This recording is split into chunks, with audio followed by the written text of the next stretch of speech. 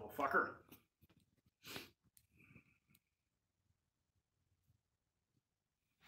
Yeah, good. Cool, man. We've got some S60V, dude. Let's grind this stuff out. I've been really excited to try this out, man. It's like, man, why don't they use more S60V? You know, if you look at the spec sheet, this stuff looks like LMAX, you know? Yeah, let's grind this stuff. You can see I got the grind started on there. We got a... You're sick, dude. That's why I like you. Yeah, we want to make it look more like this. So let's, we'll put more of a finishing grind on this guy, and then we'll start the grind on this guy. LMAX is good, man, if it's heat treated right. I guess it's super sensitive on how it's tempered, and if it's not tempered properly, it runs into a lot of issues. But let's try this stuff out. Let's grind it up. Got a 120 grit belt on here. That's not what we're going to use. That's too fine. But what I will use is,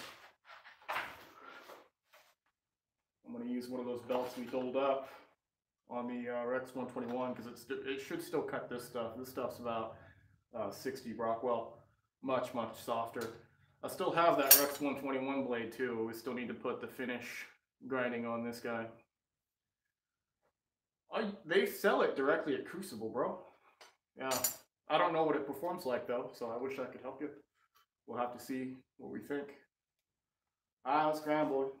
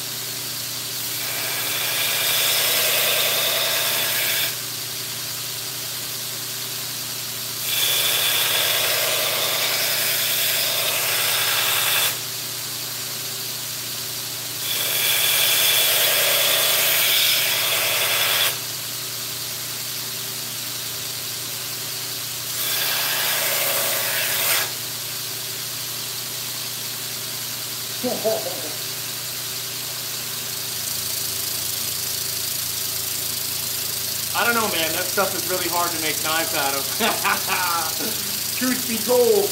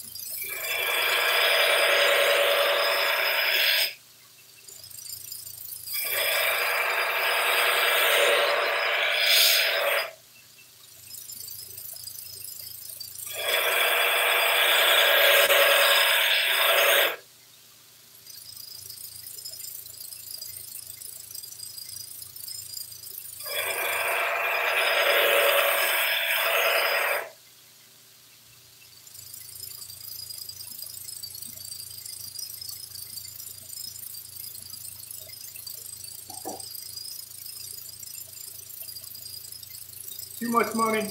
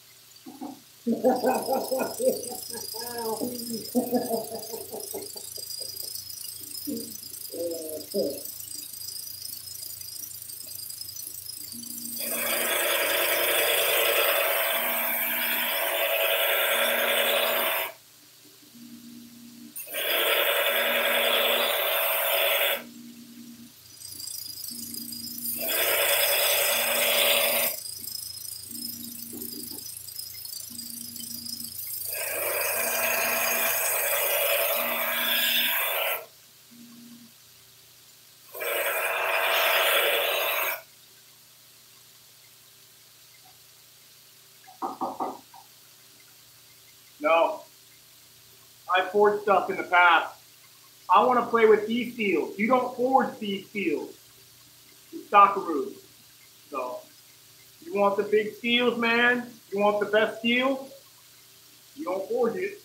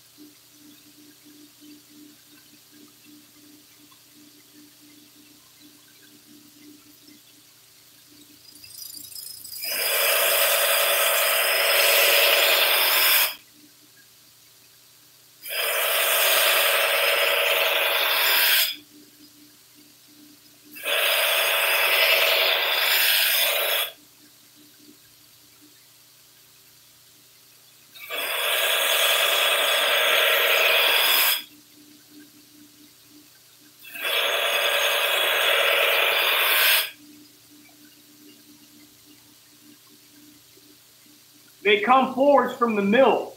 They're already forged. You don't need to forge it. It's not like you're digging fucking iron out of the ground and that you're having to forge the impurities out of it or anything like that.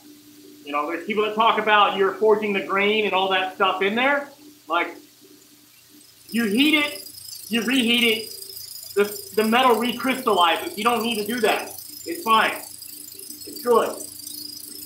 I don't know. Forging's very manly. It's cool. But I don't know. I want to play with these steels. You know?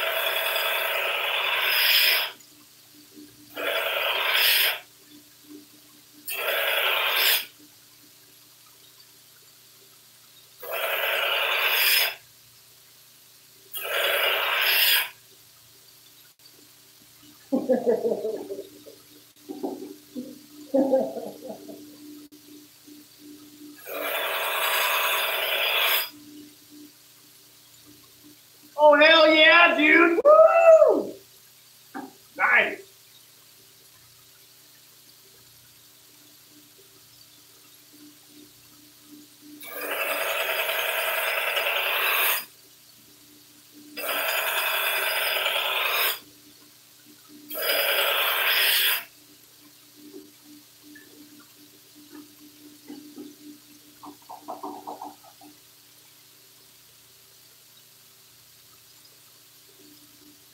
That's the topic for another video, bro.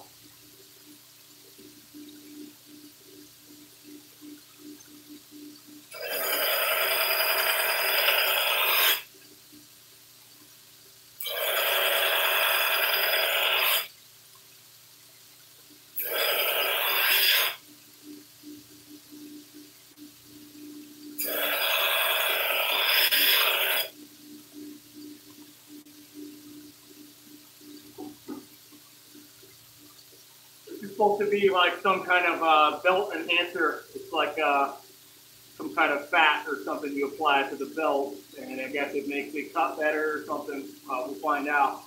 A little bit.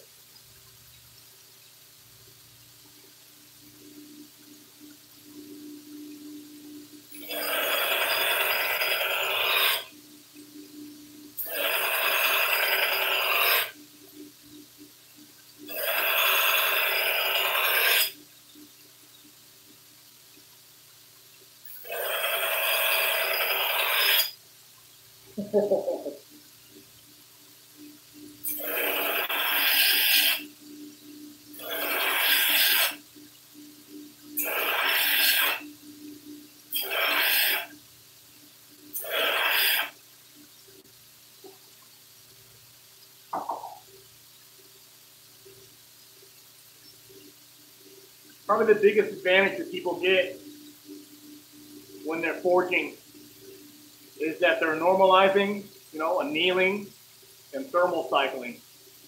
If you're just taking the carbon steel and you're just cutting it out, heating it up, and going straight for the heat treat right there,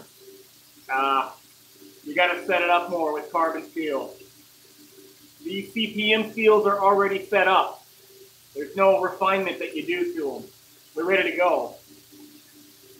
The carbon steels and all that stuff, they get hot rolled and everything too at the mill. It's just that the crucible steels are packed with so much more shit. You don't do any of those normalizing operations or thermal cycling operations or any of that stuff. And you don't forge these steels either. That's a big no-no. You're only going to fuck them up. If you're really, really good at forging and you have a power hammer, you can do it as kind of like, hey, look at me, look what I can do. I'm badass at forging, and I forged, this steel. That's impressive, cool. But at the end of the day, it's not going to fucking cut any different. So who cares?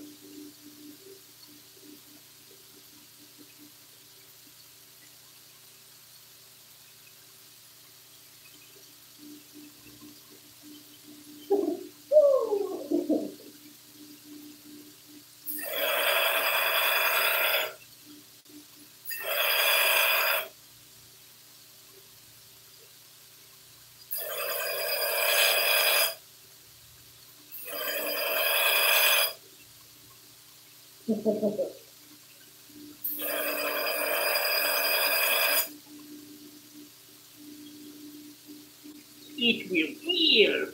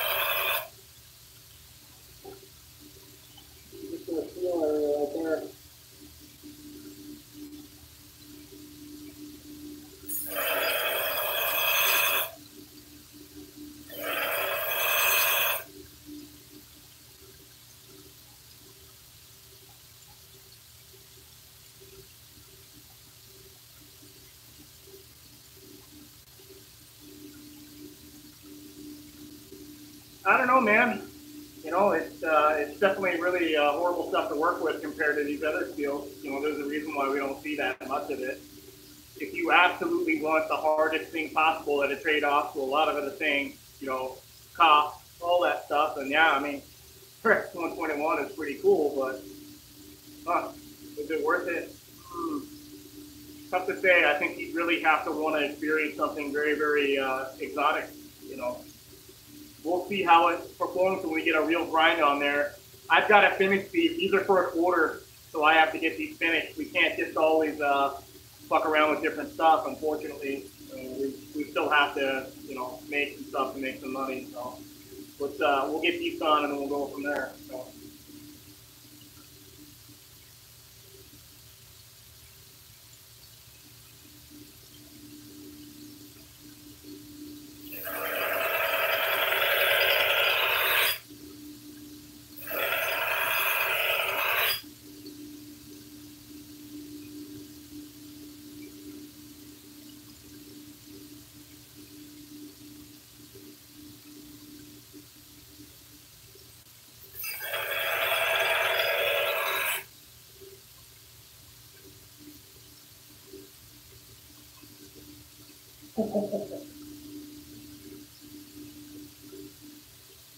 Oh my God.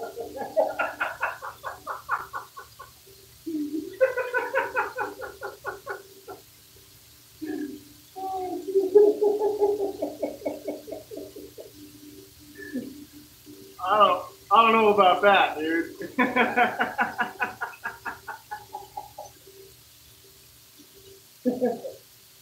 Oh.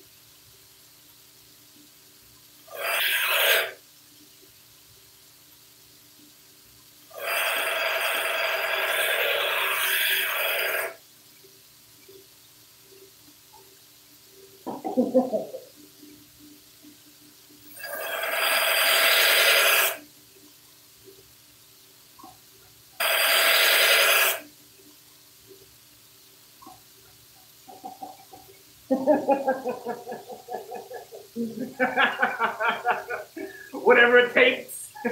Whatever it takes to get the steel, baby.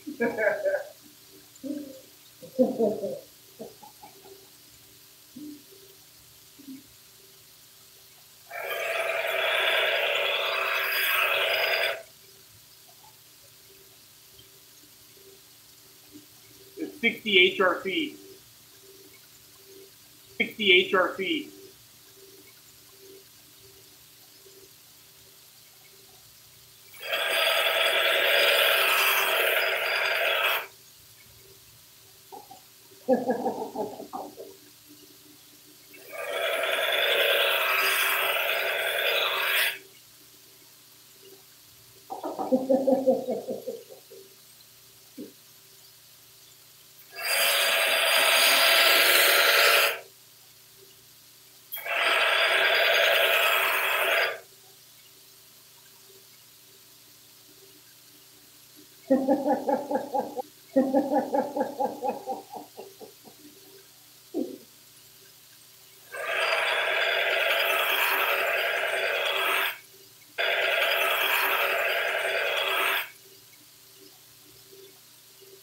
Actually, no.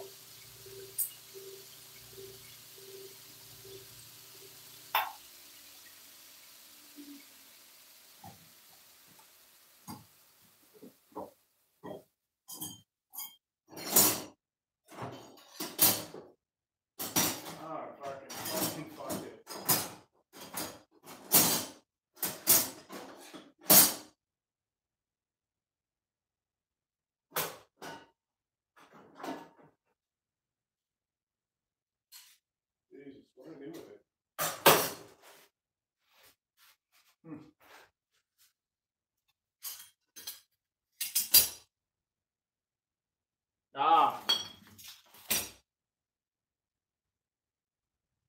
This is S60V at 6263 HRC. So really curious to try that. This is one we're going to be doing more testing with.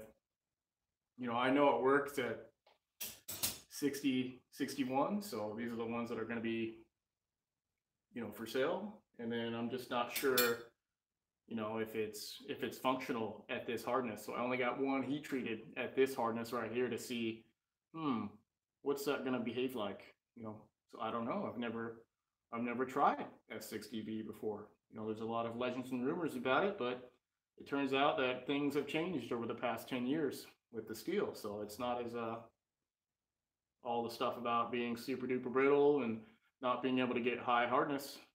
Yeah. Oh, it's only worth $8, huh? Jesus.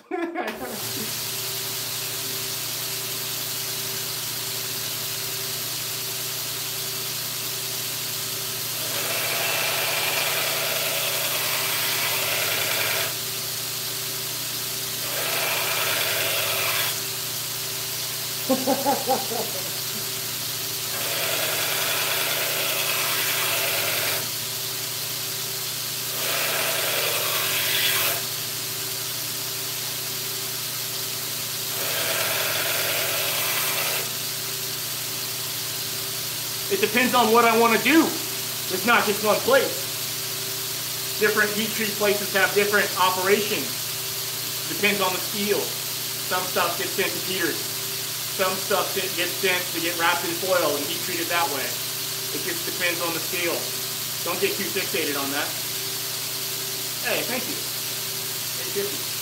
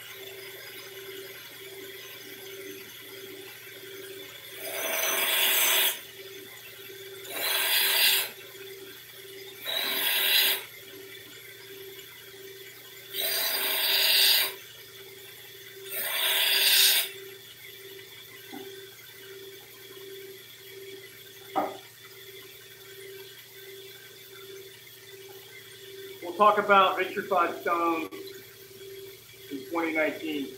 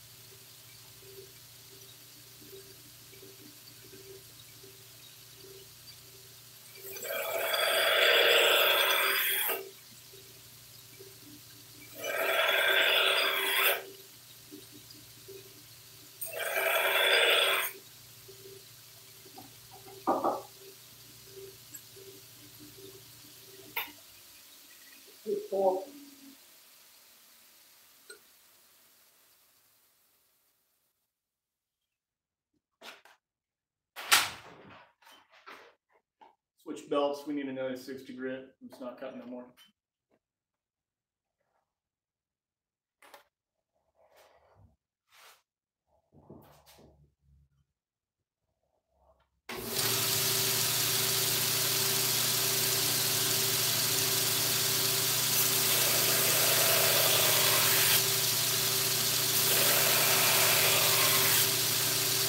Much better. Much better.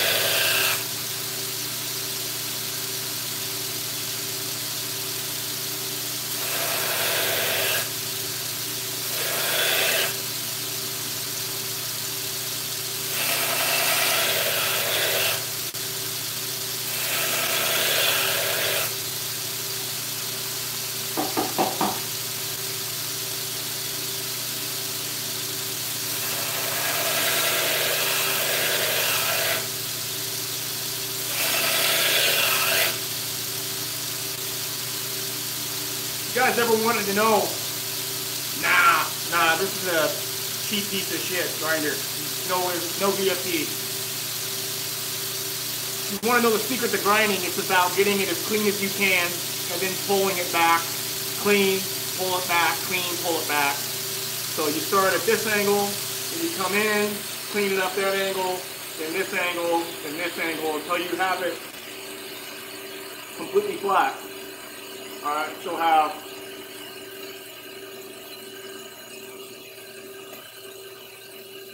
and then of course you got to clean up these belt straps. They look ugly as shit. You want to clean those up. They're very coarse.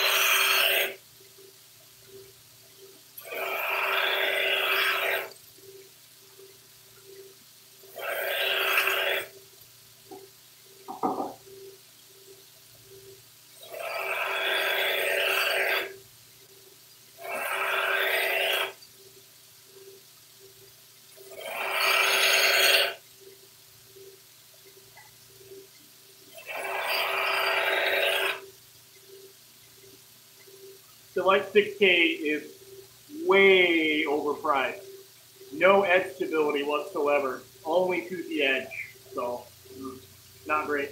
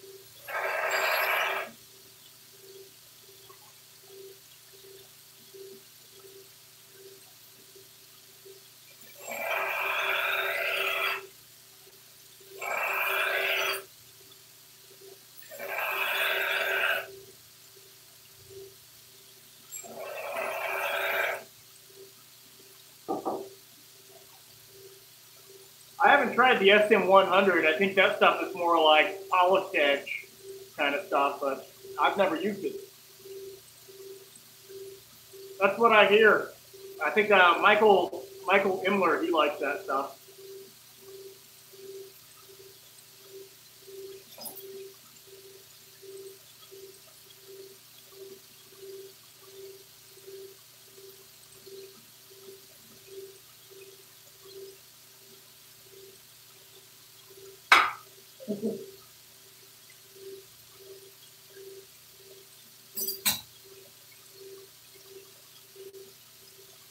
Gotta finish this first.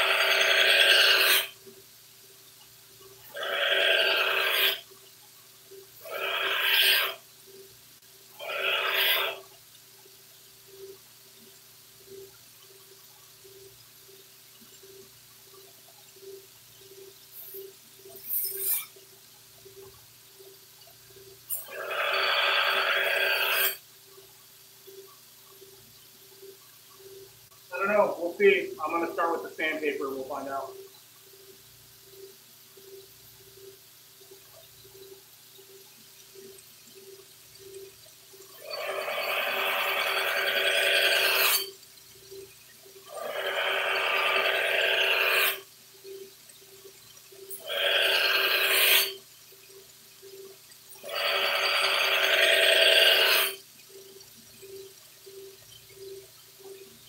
S60V used to be known as 440V. It goes all the way back to 1998. It's one of the first stainless crucible powder seals that ever came about. 420V, also known as S90V, is kind of its twin brother. They both came out early 2000s. S60V never took off. It had a lot of issues. It looks like they solved those issues now. So I'm gonna make knives out of it.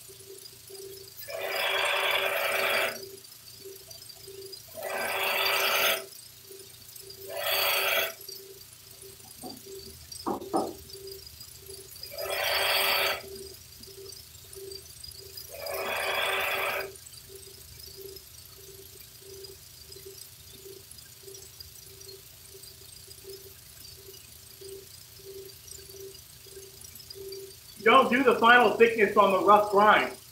60 grit. It's too fucking coarse. You don't do that. You take it to about 20, 30. Then you move up through the belt. And then you bring it down to whatever thickness you want. But these belts are too coarse to do any final thickness. Too coarse. We'll see what we do. We don't know what the steel can do. Oh, we don't know what the steel can do. We've never used it before. So let's find out. We'll test. We'll test it. Maybe 15,000 to play it safe.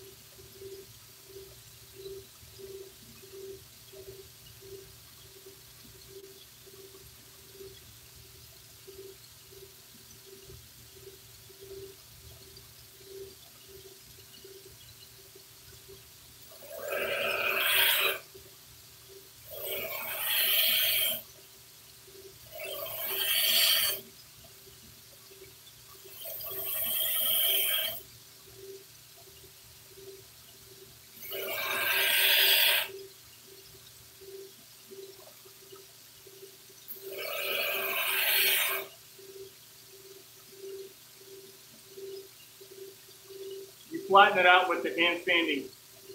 It's really difficult to get it super flat with these belts right here. I'm doing everything freehand. When you're doing it freehand, it's not as clean. It makes it more convex. I don't want it to be convex though.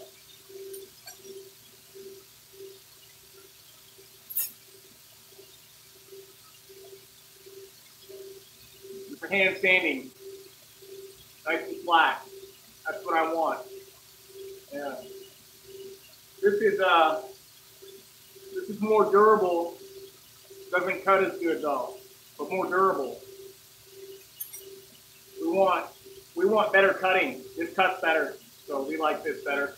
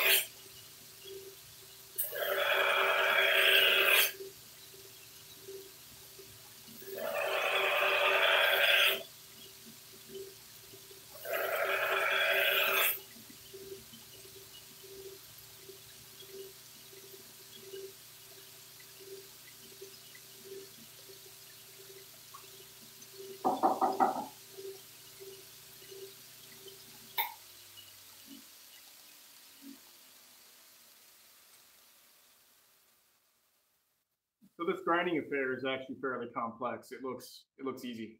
It's not. It's not very easy at all. It's probably one of the hardest things to learn when you're becoming a knife maker. The problem is, how do you get these plunges lined up? How do you get this guy even and straight? You can see how thick we are. We're about, let's say about 35 thousandths on there. Okay. So now what's next is we actually are going to sharpen a bevel on there, and the bevel is going to be huge. All right. Because putting like a 20 degree per side on something that thick, you know, as a plateau, is going to look big. But then what that allows us to do is see areas, you know, because we, as freehand knife sharpener, my angle control is really good. I can use my angle control to show me what's uneven on the blade itself. You know, most people probably, if you were a knife maker but not a sharpener, you probably couldn't use that to your advantage. So we'll sharpen a bevel on each side here. Then we'll jump up to a different grit, and we'll use that different grit to shave it down much thinner to make the bevel look more normal, because the bevel will be really big. That's the thing. When people ask me, when you go super thin behind the edge or whatnot, the same angles that you have on your pocket knife look way thinner, just because it's much thinner behind the edge. It doesn't make as defined as a bevel. So it's just kind of interesting. The reason why we go up in grit, why we don't do all the finishing with this 60 grit belt, is, to be honest, my grinder isn't very good. This isn't a very good grinder. You guys don't have any point of reference for how good or bad this grinder is, but the Grizzly is a $500 grinder. A serious grinder is about $3,000, and it does seem to make a difference as far as how efficient you are, and then it does help you with your grinds, man. Like, I'm not gonna lie. It's skill, not tools, but at the same time, to a certain degree, it is pretty important having a much better grinder. You can only, I mean, so we gotta compensate with our equipment that we have right now to make superior knives, you know, since we don't have all the necessary tools to do it the best. And I think with knife making, you can really get caught up in spending all your money on tools and never getting anything done, or spending all your time making and modifying tools and never getting anything done, you know. So skill, not tools. We're going to sharpen this guy. We're going to thin it down with an 80 grit belt, and then go up in grits from there until we're ready to do some hand sanding. And then I've got to clean up some grinding on this guy right here. This is one I already have ground. I just want to make, you can see how much thinner we are. Yeah, we gotta thin this down. Yeah, I mean, knife making is super expensive. I mean, there's a reason why most people keep it as a hobby, you know, for sure, because it's definitely hard to make money, you know, because most people don't see the value in custom made knives, you know. And I think too that if you're a custom knife maker and you're just trying to make and replicate what people are doing with production knives, then, you know, it's kind of a big mistake, because as a custom knife maker, what you get to do is you get to play with steels that a production company won't ever dare touch, you know. And then also you can do different finishing options on them.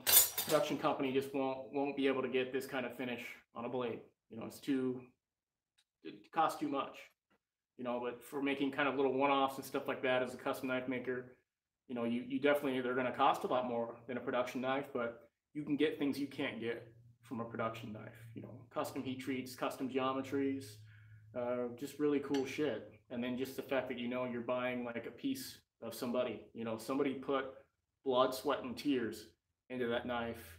And, you know, each one of us, none of us are going to live forever, you know. So being able to have a piece of that one person's, you know, finite existence on this planet is kind of cool, you know, knowing that there was a time when this person was alive and he made this knife, and it's, you know, something I get to carry with me.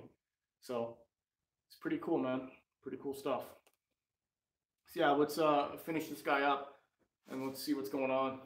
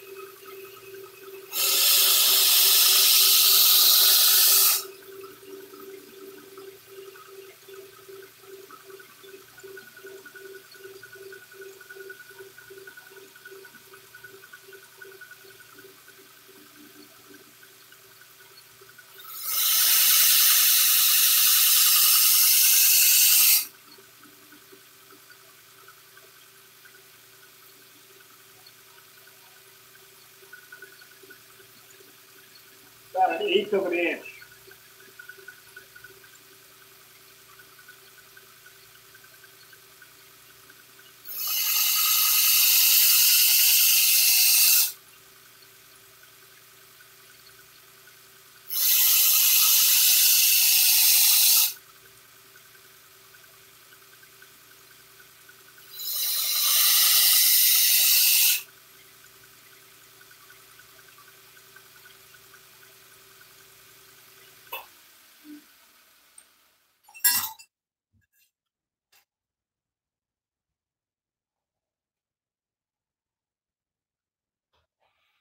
got to burr both sides. You can see how really thick that bevel. That's like a production knife now. Look at that. You know, it's funny too. I mean, a lot of knives, they'll have really thick bevels like that. And the thing is that if you're a manufacturer and you're making knives with really thick bevels like this at the geometries that we hold here, like 20, 17 degrees per side, sure, I'll try some choppers in the future. Right now, these are my focus. I got to finish these plates. But yeah, when you have bevel geometries like this that are this wide, it's a lot of durability you can get away with, you know. At the same time, it doesn't cut as good as a knife. These are at the same edge geometry. Okay, so that bevel is the same bevel on here, but you can't even see the bevel. It's the same. It's just there's no meat behind this edge right here, and so it doesn't show up as big. Can you see the difference? They're the same angle. Look how much bigger that is. It's bigger because there's more meat behind the edge. All right, and when you have this much more meat behind the edge, if I wanted to say, let's say I wanted to just play it safe. If I wanted to play it safe, I would keep all the knives at 60 and under hardness, and I would all have them all with this amount of thickness to them. And then I would say, oh, it's a great knife, it's great this, great that. Really, a lot of the durability is because it's so damn thick. And then at the same time, it's never, ever, ever, no matter how fucking sharp you get this knife, it'll never cut like this knife, ever. Never, ever, ever. It'll never cut as good as this knife. How to make this knife work without breaking it? It just depends on the user. So you guys, you know, it depends on how you're using it. Because what we're doing is we're taking away a lot of the safeties of having a thicker geometry. We're removing it, you know, so that people that are experts and know how to use their knives, you know, this will hold up better. So this will never chop through a nail. We removed that ability for it to do that. All right. When it was thicker, we chopped through a nail to see how well the steel holds up, because I think that's interesting. But then when we thin them out, they're not meant to do that anymore. We take that ability for it away. You know, when it's thin like this, I mean, it'll break for sure. It'll crumple. It's so thin, there's no steel supporting it. It'll crumple no matter how hard it is. You know, it'll crumple no matter how stable it is. Because, you know, there's a limit when you go into that thin geometry. But the thinner you go, the better it cuts, and the longer it's going to cut. So it seems to work better that way. If you're actually using a knife for its true purpose, which is to cut things, then it should be thin, because the geometry is what cuts. And so with this thicker geometry here, this isn't going to cut very good. But we're just using this bevel that we put on here as a way to see that we get it nice and even as we thin the blade down. And this is why it takes so much time to make a high performance knife. This is what you pay for when you buy a custom knife from me, is that it takes longer to do this. The reason why you don't see production companies and stuff do this takes skill. There's a skill to this right here. If everybody could do it, they would, but it's difficult to do, and it takes more time, and it costs more money, you know, so that's why you don't see it. You can ding it on, I just dinged it on metal right there. It's not like it fucking explodes or anything like that, you know, and then if it doesn't cut, you know, it's easier to sharpen up again too. So it's not going to be as affected by stuff like that. You know, it's not going to take big chips. What you just don't want to do with knives that are this thin is you just don't want to cut into something and then scrape and twist it out, because it's removed that ability. Knives are really only meant to be used like that, you know, cuts directly into stuff. And so having it built in, like this thickness will allow that feature where you can cut in and twist, but at a compromise to being able to cut as good as this. So what do you want to do? Do you want to adjust how you use a knife so you can actually get something that cuts better? I think so. That's what my experience has been. But your mileage may vary, you know. Mileage may vary. So let's clean this edge up, and I'll tell you what, for a treat for you guys for watching something so goddamn boring as me grinding. A thin knife has a lot of benefits. It's just harder, you know, especially in a crazy good steel, it's hard to get. That's why, you know, companies will do really thin knives and cheap steel, because it's easier to grind them thin, or it's easy to just stamp out the blades out of a sheet of steel and stuff like that. But, you know, to get something crazy and thin, you know, with steel and stuff, I mean, oof, you're asking for a lot.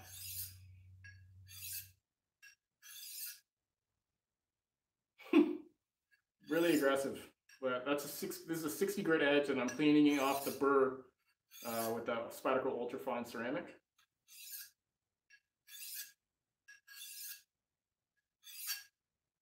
And I just want to see how brittle this stuff is. I want to see what kind of damage this edge takes, and then I'm going to go thinner with it. But it's nice to just kind of take the knife when it's still in construction and kind of do some testing while you're seeing what's going on. And so I'm checking the apex. You know, we don't have any glints of light or anything like that. Just got this nail here, and I'm just a few taps. I want to see what's going on with the edge.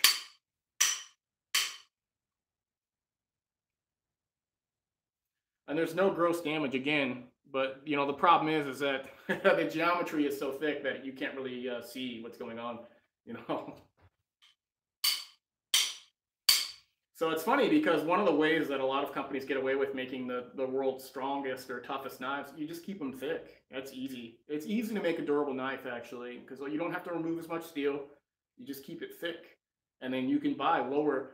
It turns out the lower cost steel, the stuff that has less carbon, kind of less vanadium, all those carbide formers will just be tougher, hands down. So I mean, it's easy to capitalize on people that want super durable knives because that's all you got to do. But yeah, it doesn't look like we have any huge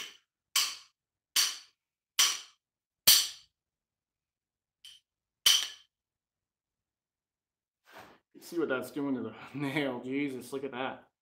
It's really carving in there. And we've got a few little flat spots, it looks like, but we don't have any like huge chips. There's no big chipping or anything like that. There was just a little bit of edge deformation that you guys can't see, but I can see. So that's interesting. You know, that lets me know that this stuff isn't horribly brittle at 60 HRC, S60V. And that definitely lets me know that, hey, we can go a lot thinner on this steel to get more enjoyment out of it. Would I ever keep something at this thickness to be super durable if it was S60V? Probably not. While the edge is holding up just fine, if we were to really hammer on the spine of this knife with all this alloy inside this steel, it's going to be less malleable. And so there is more of a chance with a steel, even though it's tempered to 60, which is softer. If we're hammering this thing through a nail, even with this geometry, there is still a chance that it might just hit just right. The energy moves down and cracks along through all the alloy carbides inside there, and the blade just breaks in half.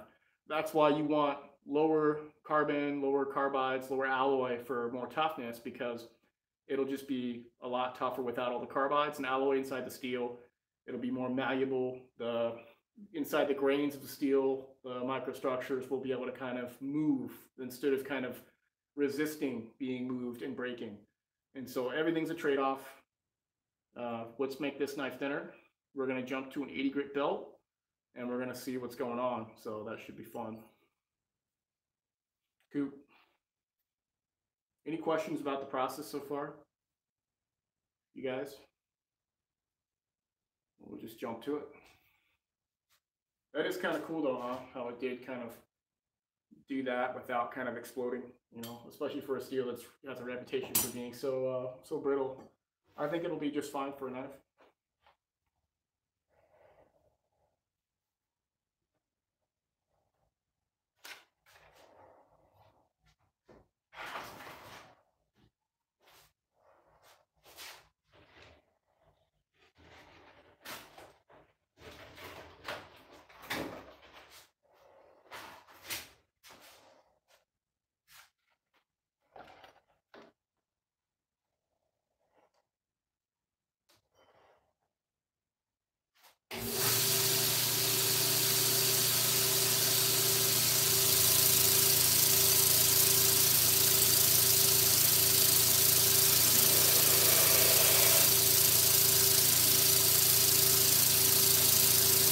It all depends on the steel and how I feel about it, but I've been rocking knives at 5 thousandths behind the edge. That's what this knife is actually. This is actually 5 thousandths behind the edge. This is fucking crazy. I like this is 52100 at 63 HRC. So I like that. I'm gonna make more of these. These are really cool. So, it's gonna be a lot more stable than this steel at that apex, but you can't beat the raw aggression this steel will have to offer with all those alloy carbides. So the toothy edge insane amounts of bite, and it'll have more cutting endurance. This might have a little bit more sharpness, but this right here, a little more endurance, I think. So this is good for in the field. This is just kind of fun. Some people might like this better, some people might like this better. There's no right or wrong answer. Do both.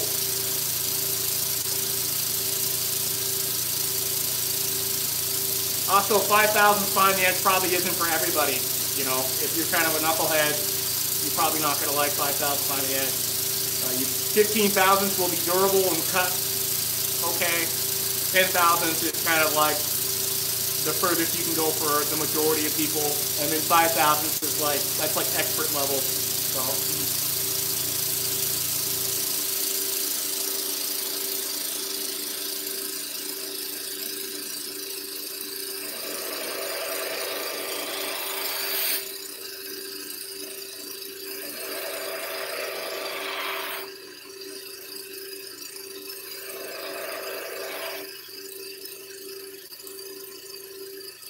Later, Todd. Thanks for coming by, man. I hope those TVN stones are treating you right, bro. Thanks for your support. I appreciate you, man. Thanks, man. You can see how much thinner we're already starting to get there with the 80 grit. So, good. Bye, Todd.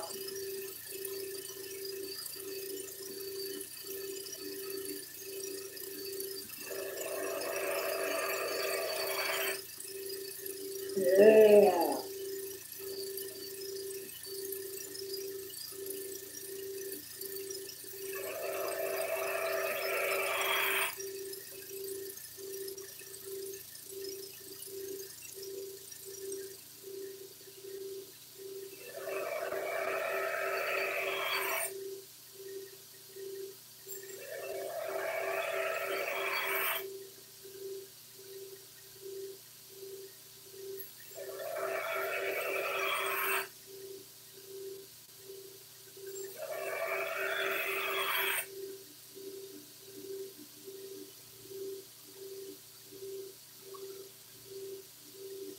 Hey, later, BP, man. Take it easy, bro. Hey, what's your name, by the way? You want me to call you BP every fucking time, or you got a name? If it's my personal mantra, I would take it down to 5,000 every time. If it's somebody I don't know, I'd probably take it down just to 15. If I know somebody and they're kind of a little on the fence about it, maybe 10. And I like 5,000 on the edge, dude. That's awesome. Go thin or go home.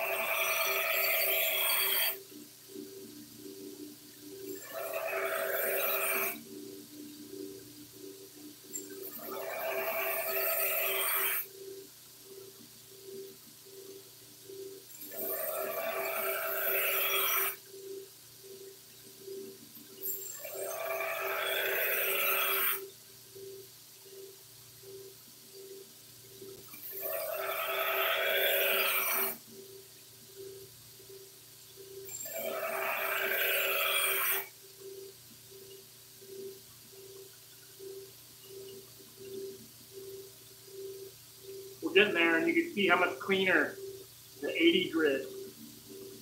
Much, much cleaner for 80 grit. See how much convexity we have with the 60 grit? That's why I don't finish with 60 grit. I can get a cleaner, flatter finish with 80 grit. That's why I then jump up to the 120 grit, and then a 220 grit, because it gets flatter and flatter as you start going up. If you got clean grinds to begin with. And then we sand it from there.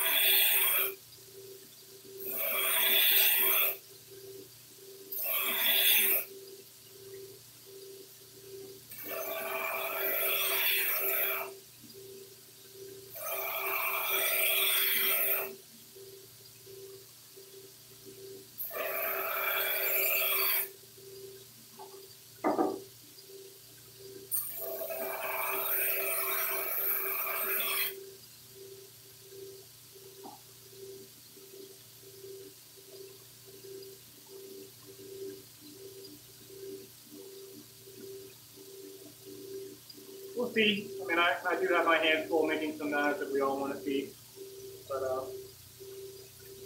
we'll see.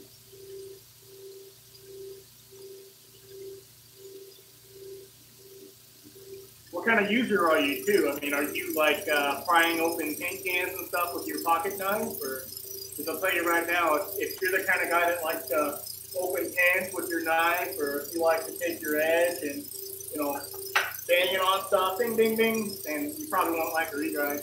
You know? Regrinds are kind of expensive too, because it takes my time to do. And so I won't ever do a regrind for under $100. I know there's some guys that will do them and they just do belt finishes and stuff like that. And I think those guys will be cheaper. So just keep that in mind. If you want me, it's going to cost extra because I'm the best.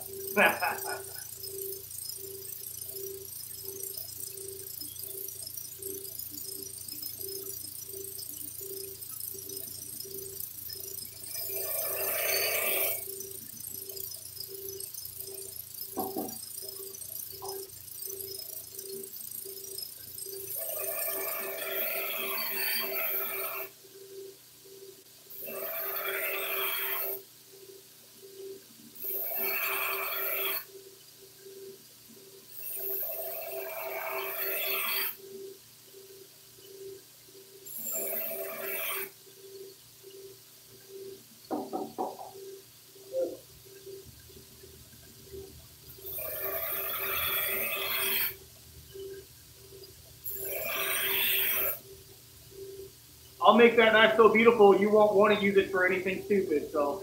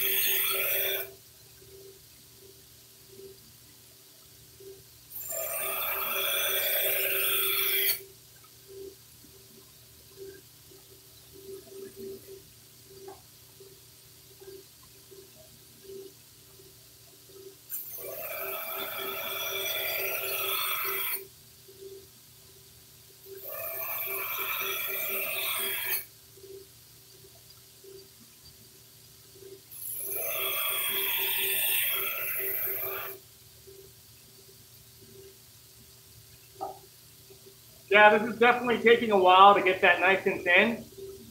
This steel is a lot harder to make knives out of than 1095 or any of the other carbon steel stuff. So.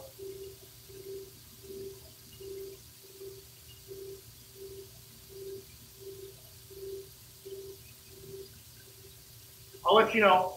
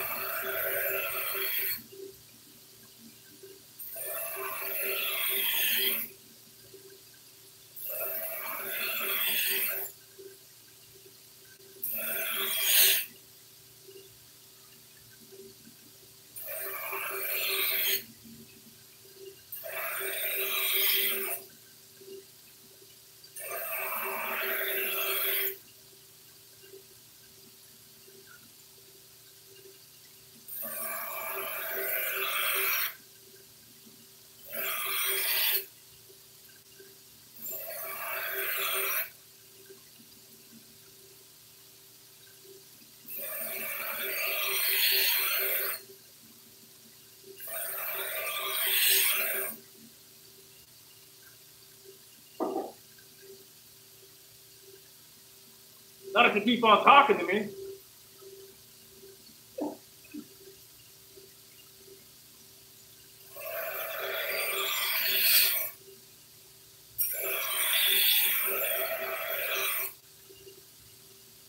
It takes a long time to figure out what you want to do and what you want to sell and what you want to research. And maybe sometimes you make a knife and it doesn't turn out the way you want, or sometimes you test the steel and you're like, it's not fucking good enough. So it's a lot different than what you think. I mean, you see me making all these knives and testing all this shit. I'm sharing all this information. If I just stuck to one steel, if I didn't keep playing with all these different steels, then yeah, it'd be easy just to make a bunch of, 1095 blades and get those sold to you guys, which I will do. But I'm curious, just like you guys, I want to know what some of these steels are like, and I take the time to really go through and share all that stuff. I'm not sure. It doesn't have too much distal taper right now, but this is still going to be a field knife, So I mean, there's a lot more on this. This knife is crazy thin. This knife right here, but this was like 100 thousandths to start with. All right, this is much thinner stock. See, this is like 1/8 of an inch. This is much thicker. So we've got more meat we can keep at the tip. It just depends on what we want to do. I don't know. We can go thinner or we can go thicker.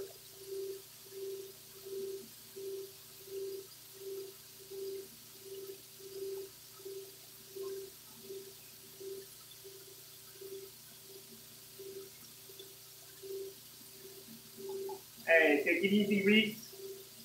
Thanks, dude. Appreciate you, man. Catch you next time, man.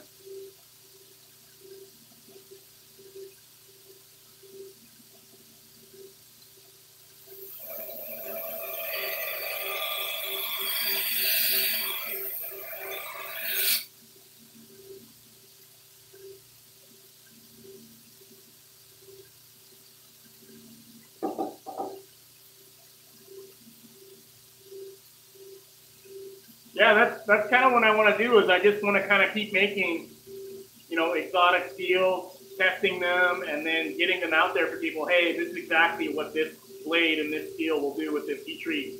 Check it out. I mean, it's awesome.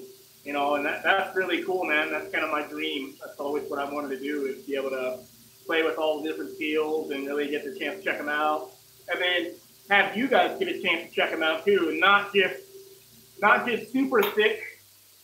Not just super thick super steels, because I've seen some makers will make knives in super steel, but then it's so freaking thick that you can't tell the difference between it and some other blade because it's just too thick. Like some blade and some less good steel will outcut it because it's so much thinner. And so the beauty of this project that I'm trying to do with this knife making with the Triple B Handmade, knife company that I'm making, is that we're going to take super steels and we're going to take them thin, and at the same time in the future we're going to do more, robust type survival knives for those guys. They'll have their own knives they can play with, okay? But for those guys like you guys, like us, we want them super thin, man, because trust me, it's going to cut so much better. So the world really hasn't seen S60V at crazy thinness. Like, honestly, no one's seen S60V at crazy thinness that we're going to take it to. So this is exciting. And we're going to do that stuff with other steels too, like Rex 121, at this hardness. We're going to take this to crazy thinness. And it makes sense why they refuse to. As a production knife company, you have a much wider audience. You guys are kind of like the elite, when it comes to the knife world. Like, you guys are really interested in like the finer details, the little things. The general public on a whole, they're not using their knives properly. They're really doing a lot of things they shouldn't, and they expect it to be super durable over anything else, and they're not even taking care of their edges enough to really notice the cutting performance or to even appreciate a really thin knife. They would just break it sooner. But guys like us, guys like you guys here, and guys like me, we appreciate that stuff because we know it cuts longer. Okay, we take care of our stuff. We can sharpen. We can take care of our gear. And for us, we want super thin knives and crazy steel. So, I mean, I got to be honest. If I had a production company, I'd be thinking the same way as those people, man. Yeah, I'd be thinking the same way as production companies, because, man, like, you can't just put stuff like that out there and just it goes in the world. Everybody's got a different expectation for what they think a knife should be able to do and what it shouldn't be able to do. And for a lot of people, I mean, I was new once too, dude. I wasn't born with this knife stuff, you know, in my blood. Like I just kind of learned as I went. And I remember like it wasn't was like only like 10 years ago where I took my buddy's knife and I was like, oh, give me that knife. I'm gonna pry something. And I broke the tip and I was like, oh, this knife sucks because I broke the tip. So yeah, exactly. You know, so kind of my dream why I decided to be custom knife maker is because as a custom knife maker, you can fine tune the knives and you can also find the customers that like what you do and appreciate what you do and will buy those knives because they know that, oh shit, like that doesn't exist unless he's making it. You know, and that's kind of what we're doing with these knives by getting them super thin and crazy exotic steels is that it's like that's the only way you can get them. You know, it's so niche, it's so specialized. That's just the only way.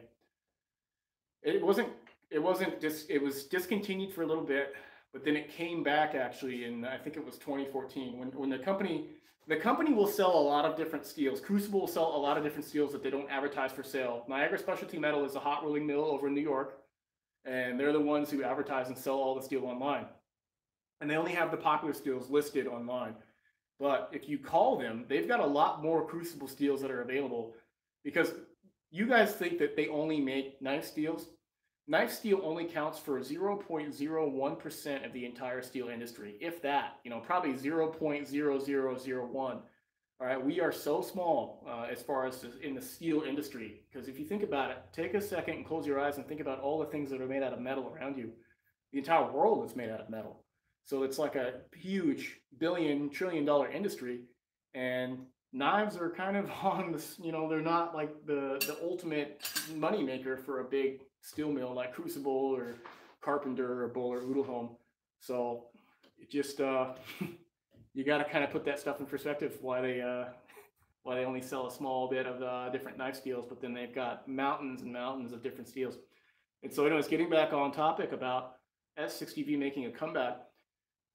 Basically, Niagara Specialty Metal was saying that people were asking for S60V to come back, and Crucible's quality control had gone up. Niagara Specialty Metal, their ability to hot roll it had gotten better.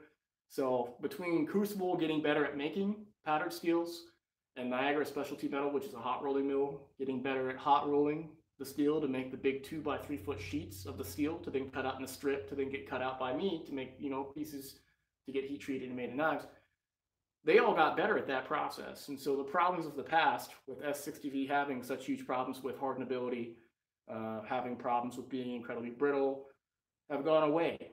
And so the steel is back, you know, so Crucible has improved, you know, and in fact, over time, we'll have to do a video about this, but the exact steel chemistries are not locked in stone. There's little micro adjustments they make as the years go on to improve the process.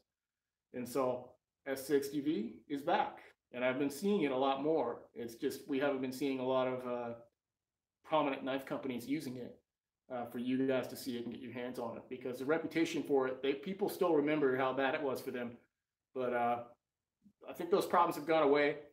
But companies, it takes a while for a knife company. They get cold feet. You know, it costs a lot of R&D and research to develop a steel to then get it put in a bunch of knives. You know, and then also from a marketing standpoint, the reputation of S60V is kind of shot because of those issues. But here on this channel, and you know, with me being a custom knife maker, you know, knowledge is power. You know, we are able to kind of educate you guys about the ins and outs of stuff, and we can do stuff, you know, despite the fact that S60V kind of had a little bit of a negative, you know, negative connotations attached to it for being super brittle and not being super hard. But like I showed the other guys earlier in the video, that this stuff got to 60, 61 HRC, and we'll have to test in the future S60V at 62, 63 HRC. I'm not quite sure what this will do. These are actually orders for a customer that I have to get finished, so that's why I'm working on these knives. I mean, trust me, I got really bad ADD, man. Like, there's so many different steels and stuff I want to play with. I've got mountains of steel, you know. I mean, you guys have no idea how much steel I have. And I've probably got more steel than a lot of knife suppliers have, actually. Like, we've got some exotic stuff too. Like, we have is like this steel right here. Big plate of it.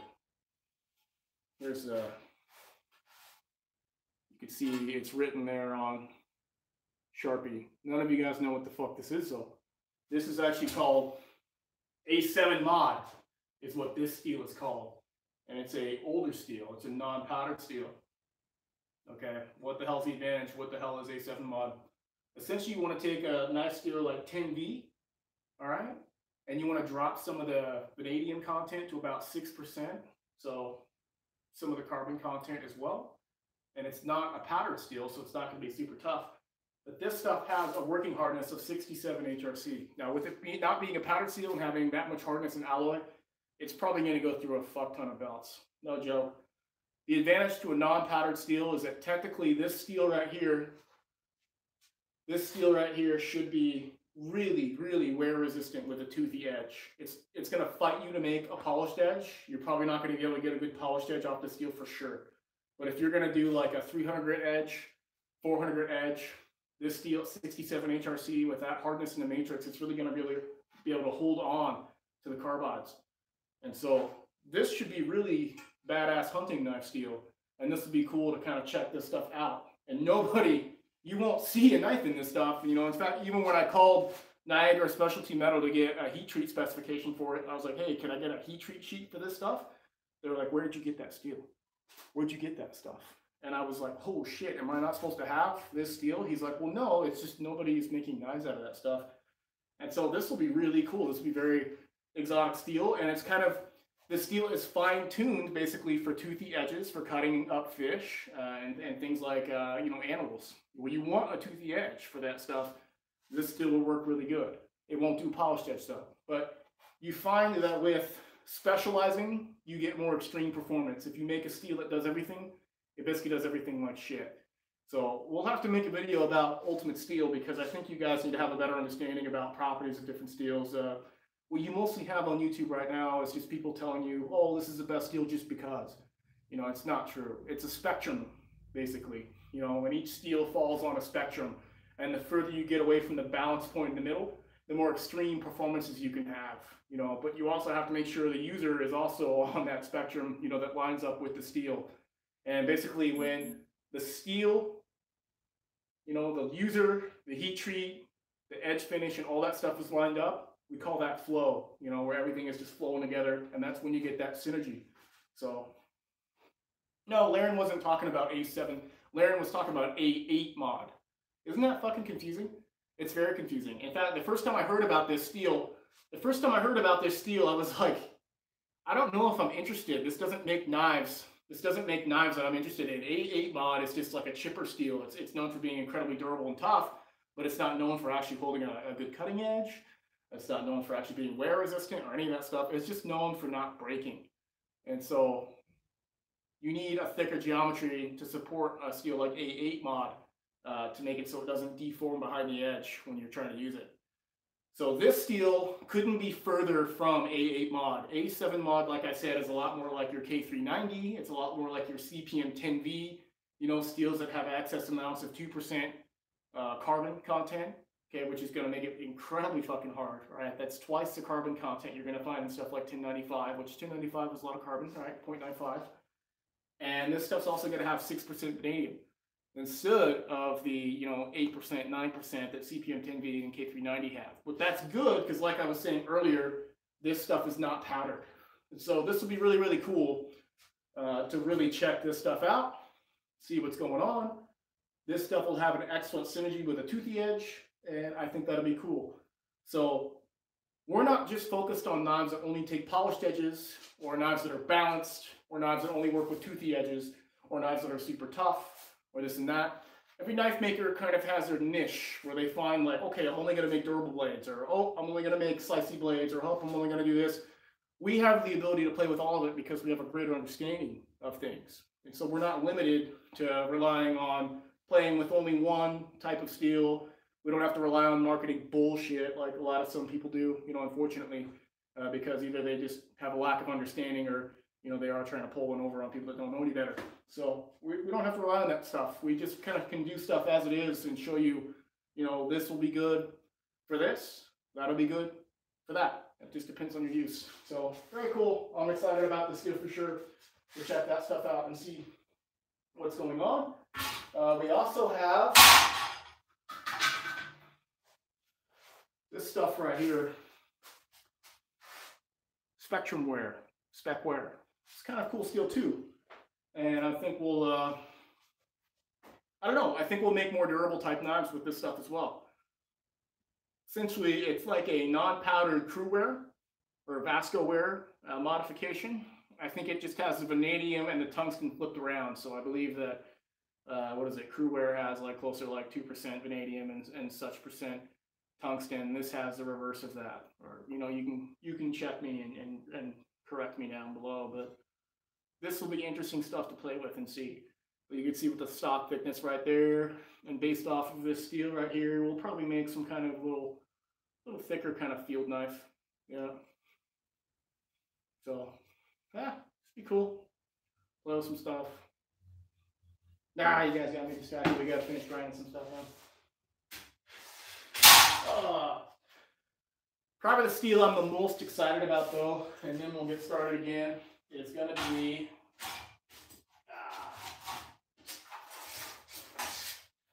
this Nitro V. This is actually the steel that got me started making knives. If it wasn't for this steel, I probably wouldn't be making knives. I got so excited about the alloy that I was like, oh my god, I'm never going to see a knife in this stuff unless I'm making knives. And I'm never going to see it at the hardness it needs to be for me to be excited. And so at Blade Show West, it was cool because I got to talk to the metallurgist and it was really neat. And we've got a lot of cool heat treatment. Yeah, it's pretty fucking nuts, dude. Trust me. I mean, we've spent so much fucking money on steel and stuff. I mean, oh my god. Yeah, but this Nitro V is going to be badass because it actually gets up to about 64 HRC. And we got a cool new heat treatment recipe for it as well. We were talking to the metallurgist at Blade Show West, and he was really cool, giving us some really cool information about the steel. And so I should have some actually coming back with the new protocol next week.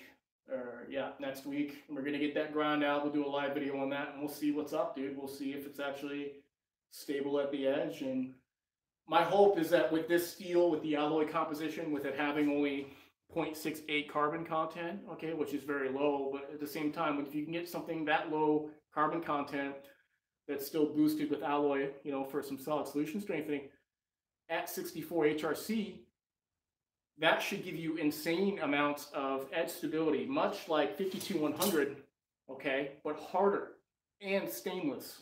So it should, my expectations are very high, and we'll see if I'm disappointed. You guys will be disappointed with me live on camera, so it should be kind of dramatic, I guess, to see that, you know. But we'll see what's going on with this steel. I am very, very excited about that. I think one that I'm also really excited about has been this Nitro 77. You know, I played with Vanek steel and I thought that stuff was really badass. I still got to finish, what do I have here? I still have to finish this knife in Vanek's. And this knife actually got a special heat treatment. It's kind of one of those things where it's like, this piece of Vanek's right here had a really special heat treatment by a gentleman by the name of Chad Kelly. And he is like the Vanek's master. He was the first person in the United States of America to have a Vanek's knife. He was working directly with the metallurgist at Udelholm to develop Vanek's, all right, with the heat treating schedule that was actually in Blade magazine. And so me and Chad became buddies, really good buddies over Vanek steel. And he was nice enough to heat treat this piece for me. You know, and he did the extra long cryogenic process on this that you can't get when you send out to other places for heat treatment. And it's just really cool, just a piece of Vanek's history is what this knife is. And so we need to get this knife finished and get this in somebody's hands to really enjoy, because this is kind of like a legendary knife right here. You know, to have the heat treatment by Chad Kelly, the Vanek's master, and you know, him and his work and he's done with it, and then just knowing that you have that kind of heat treatment with this kind of geometry, and then we would put that kind of finish and stuff on there, and a sexy handle with the Corby bolts and all that stuff. Oh my God. You're not going to find anything like this in the world, you know, so this knife is going to be fucking crazy. So I'm excited about that. But why I like this Nitro 77 that Cliff Stamp recommended to me is that we got a working hardness on this stuff of up to 63 HRC. And so a little bit lower alloy content than the Vanix, but it's fucking sweet because, oh my God, like this steel, this steel has the higher hardness, higher working hardness, so more stability, but then probably more wear resistance, more alloy content than the Nitro V, even though it doesn't get as hard. So that might contribute to more wear resistant nitrides, you know, with toothier edges and things like that. It'll be interesting to see how this stuff stacks up. This steel is expensive as fuck. Like, this is probably one of the best. Oh my God. Yeah, this steel is probably one of the most expensive steels on the planet. I mean, this costs more than this. This piece of steel costs more than this piece of Rex 121 right here. So I think that's insane. You know, it's just, most of this blade is nitrogen, you know, when it comes to, I mean, most of it's iron, okay? But what I'm saying is that you only have 0.10 carbon in here. But then you have, you know, a shit ton of nitrogen inside this steel. So this truly is nitrogen steel. Vanix still has a lot more carbon than Nitro 77. Nitro 77 truly is a nitrogen steel with only 0.10 carbon. That's insane. So when you look at the spec sheet on this stuff, you're like, I don't know, that's probably like a fucking dive knife or something. But this stuff is incredible. You know, I can't wait to get this ground out and tested. Like, oh my God, like we got to finish these other knives first. You know, that's that ADD kicking in. You know what I mean? So yeah, we got to finish those other knives. This one is something that I've always kind of been curious to try. This is B75P made by Carpenter. It's a stainless powdered steel. It's kind of in the class of, it's in between, I'd say, like a CPM 154 and your S30V technically. The beauty of this steel, and you can see I don't even have it fully ground out, is that this stuff is the powdered formula of BG42. And now BG42 is probably a lot older than you guys were around or were interested in knives. BG42 was around before the days of S30V. Before S30V came, the top steel was BG42. Back then you had steels like ATS34, you had 154CM, and then you had the new VG10, which everyone was saying VG10 was like the super steel. But then there was also this fucking steel, all right? And the reason why it was so cool is that it had, you know, a decent amount of vanadium for a non-powdered steel. I think it was something like 1-2%. And it was good stuff. The problem is the company that made it, Latrobe, they did not give a shit about knife makers, and they would not make it available for knife makers to get. Latrobe actually kind of went out of business. They were bought up by Carpenter. And so Carpenter took the BG42 formula and powdered it. It never really took off though, unfortunately.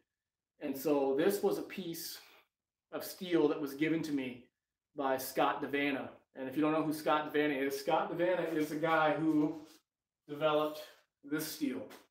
Scott Devanna helped develop Crewforge V. Crewforge V is like 52100, but it has little sprinkles of vanadium added to it. It's really fucking cool stuff. Also discontinued when Crucible went bankrupt back in 2009. They got restructured, but they pretty much liquidated their stock of Crewforge V. That's cool steel. But anyways, back to this steel right here. Scott Devanna had given this piece of steel to me. And this is like such a rare steel, you know. It's just fascinating. So I'm really excited to get all these fucking knives done, knife stuff. Appreciate you guys joining in this live feed. My battery's actually going to die here, so I think we'll just kind of stop it right here. Off camera, I'm just going to continue grinding this blade, and you'll probably see me back up on the live feed tonight. I'm going to jump back on and do some hand sanding. You guys can suffer with me through that. And then let's try to get a handle done. Yeah, same here actually.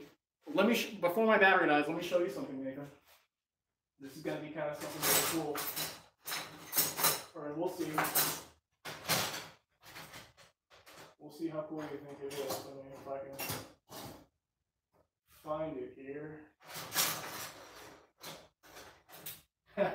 Here it is. This is like my first knife I ever, so I have done knife forging. I was forging before doing stock removal. Yep, it comes in 1/4 inch. This was a 1/4 inch stock piece. I was trying to make a Puko out of Crewforge V. It didn't quite turn out, but yeah, this was like my first knife right here. So this is really cool. This was 2 years ago. So, yeah. All right, bros, my battery's gonna die. I'm gonna go charge that shit. Yeah, that stuff is pretty intense. Well, fuck, you've got to start playing with some more resistant steels, dude, because this stuff is a pussycat compared to some other stuff. But, yeah, boys, thanks for joining me on this live feed. I'll probably see you guys later tonight. We'll do late night with Sean, and we'll go charge this battery up. So thanks for stopping by. We're going to continue, you know, grinding this guy out. But, yeah, guys.